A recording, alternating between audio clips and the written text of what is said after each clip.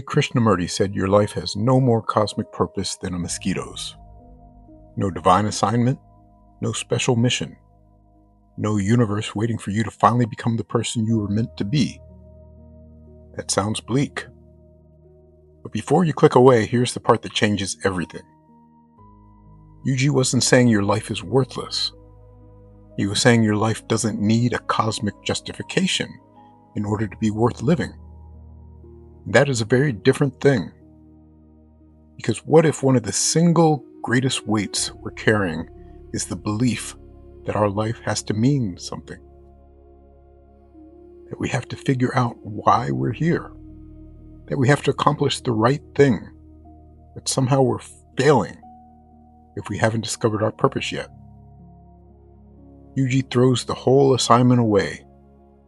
And strangely, the mystics arrive at almost the same freedom by saying the opposite. Not that you're insignificant, but that you are everything. So how can you mean no more than a mosquito and you are the whole universe possibly leave you in the same place? That's where we're going. had very little patience for the flattering story human beings tell about themselves. He said, "We are not created for any grander purpose than the ants, or the flies, or the mosquitoes that are sucking our blood."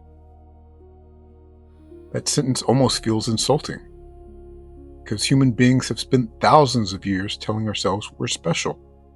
We have a destiny, dharma, a soul's journey, a reason we're here.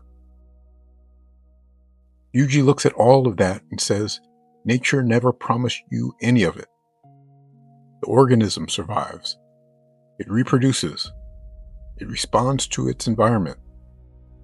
Everything else, status, identity, destiny, the need for cosmic importance, gets layered on afterward by thought and culture. He put it this way: nature is interested in only two things, to survive and to reproduce one like itself. And then we arrive and we ask, what is my purpose? What am I supposed to become? Why was I put here? What does life mean? answer is almost shocking in its simplicity. Who told you your life needed an answer? That's the turn. He's not giving you a depressing meaning, he's questioning the demand for meaning itself.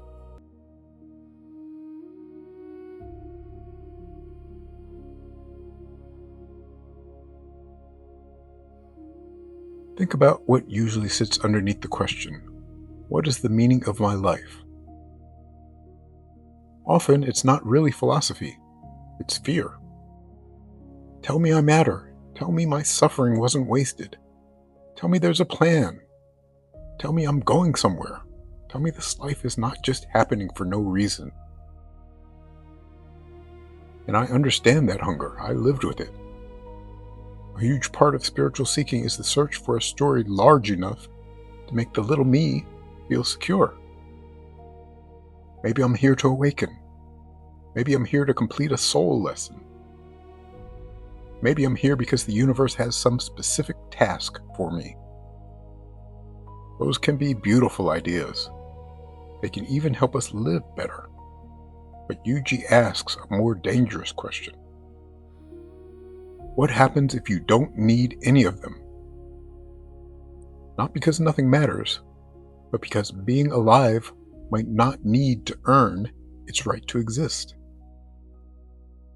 Does a sunset need a purpose? Does music have to accomplish something before it's worth hearing? Does a child absorbed in play need to justify the afternoon? Does a wave fail because it rises, breaks, and disappears without completing a mission? We don't demand explanations from any of those things. We simply let them be what they are. But when it comes to ourselves, suddenly life becomes an assignment. We spend decades wondering if we're passing.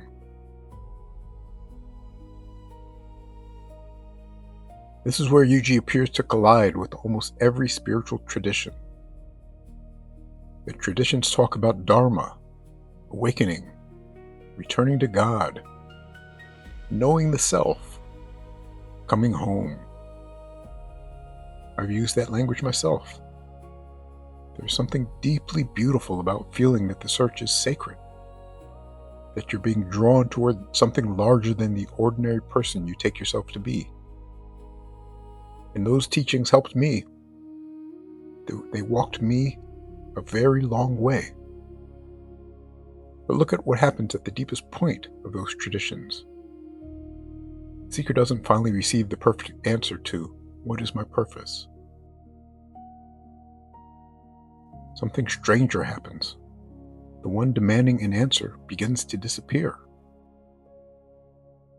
That's why I don't think Yuji and the mystics are actually as far apart as they sound. Yuji says you're not cosmically special. The mystics say you're not merely this separate person at all. Yuji shrinks the person until there's nothing special left to defend. The mystic expands the person until there is no boundary left around it. One says, you're no more important than the mosquito. The other says, you and the mosquito are not two. And the anxious little me disappears either way.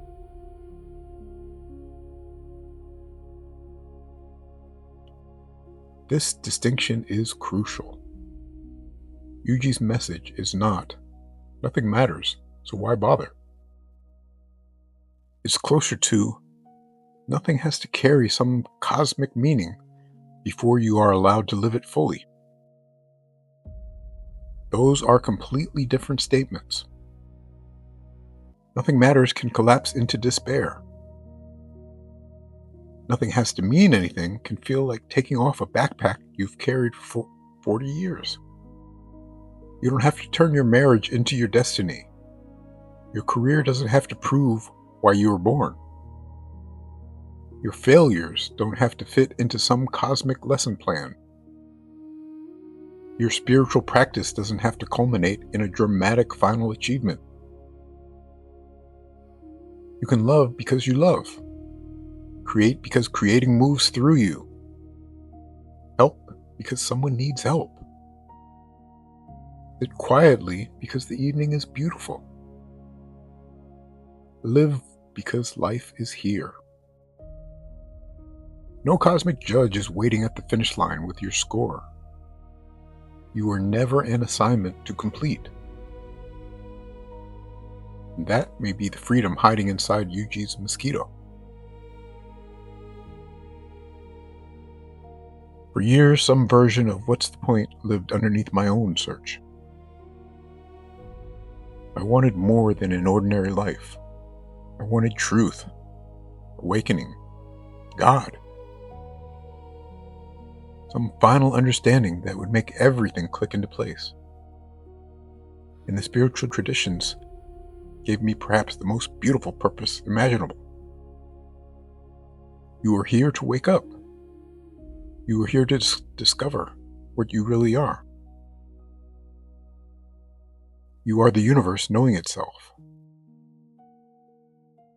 That language helped walk me to the edge of the cliff. But there was still a subtle problem. As long as I had a purpose, there was still an I who had to accomplish it. There was still someone who could fail, someone who could fall behind, someone who wasn't there yet. And then along comes Yuji, with all the sensitivity of a wrecking ball. You're not here for anything. You're no more cosmically important than a mosquito. No assignment, no finish line, no final certificate. And strangely, that didn't throw me into despair. It removed something. The question itself started losing its grip. Not, I finally discovered the meaning of my life, more like, why did life ever need one?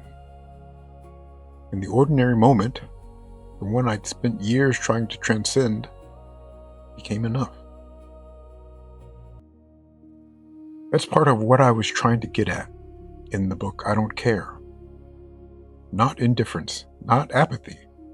the freedom that comes when you stop demanding that every thought, every experience, every decision, and eventually your entire life conform to some story about how things are supposed to be.